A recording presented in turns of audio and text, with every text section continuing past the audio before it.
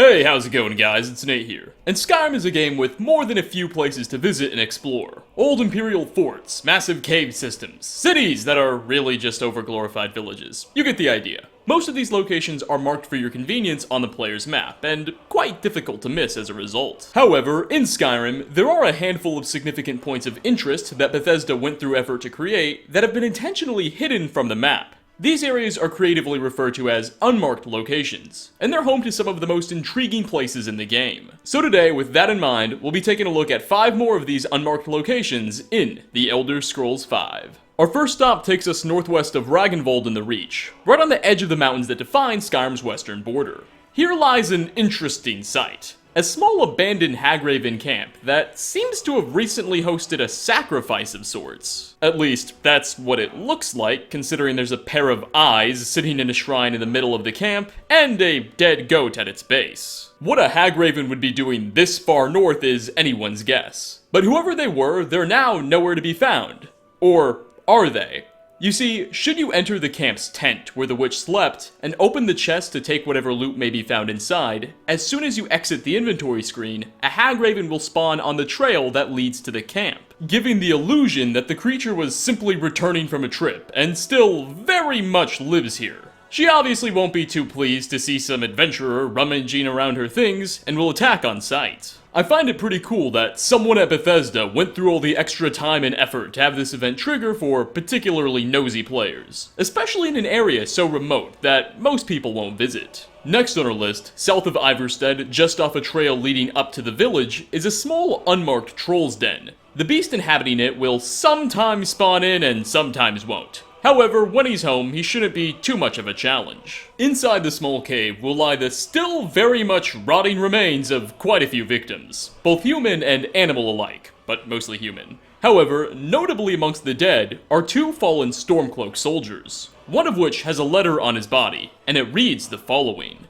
Quote, Captain, there have been multiple complaints about attacks near the river northwest of the Rift. We could use some more civilian support from that area for the war, so send a few men to investigate. It's probably just a couple of wolves, so you'll only need to send at most 2 men. Doesn't know what a few means. Happy hunting. Obviously, the Stormcloak should probably have sent more than just 2 men. I'm curious to find out how anyone knew about the attacks in this region in the first place, considering the troll had been killing people, and dead men tell no tales. Perhaps some people may have survived the whole ordeal, but surely they would have told the authorities that it was a 7-foot troll that attacked them, not just a couple of wolves. Regardless, A for effort, F for execution on the Stormcloaks. Coming in at number 3, waterfalls are pretty beautiful wonders of nature. However, for some rather savvy and creative individuals, they can also function as excellent hiding places. Just upriver from Anga's Mill in Eastmarch, nearby a camp, is one of these beauties that at first seems like every other waterfall in the game. However, yes, there is always a however, should you for whatever reason decide to go underneath the waterfall, you'll find that the stream is being used to hide quite the assortment of containers and chests.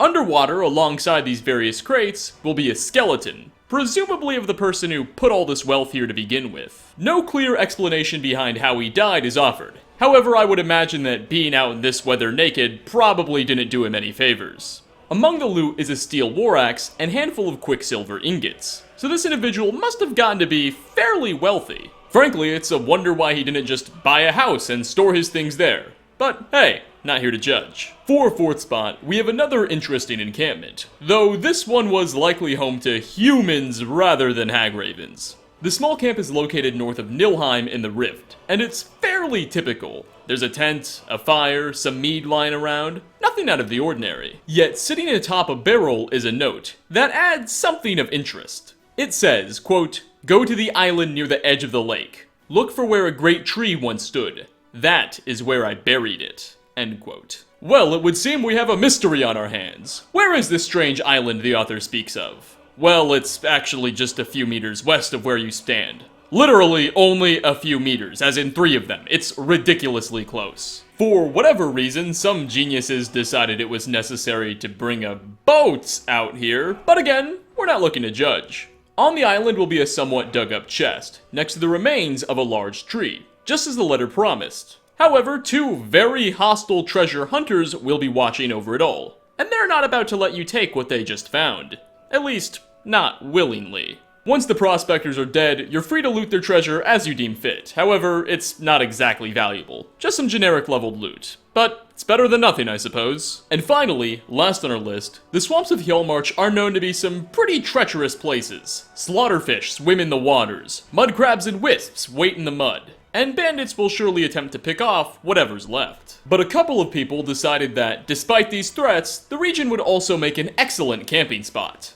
They were wrong! North of the Apprentice Stone lies another camp. I'm noticing a trend here. It sits just in full view of the City of Solitude. And honestly, the view alone is rather breathtaking. Everything about the camp looks standard, until you take a glare at the fire pit, as on the ground next to it are 2 tipped over chairs, as well as the bloody remains of 2 people. Something murdered these guys to death. What's interesting is that from the way the scene is set up, it looks like the people died while they were still sitting in said chairs. They didn't even bother to stand up and put up a fight. You would imagine that if they were being attacked by mud crabs, okay, maybe not mud crabs, or wisps, or any of the standard wildlife in the area, even if by surprise, one of the people would have a chance to get up and run a little while his buddy was dying. It's unlikely that bandits are responsible, seeing as the camp itself and all of their belongings are left undisturbed. And bandits wouldn't have eaten these men to the bone, I'd hope. So whatever creatures are responsible for this must have been silent,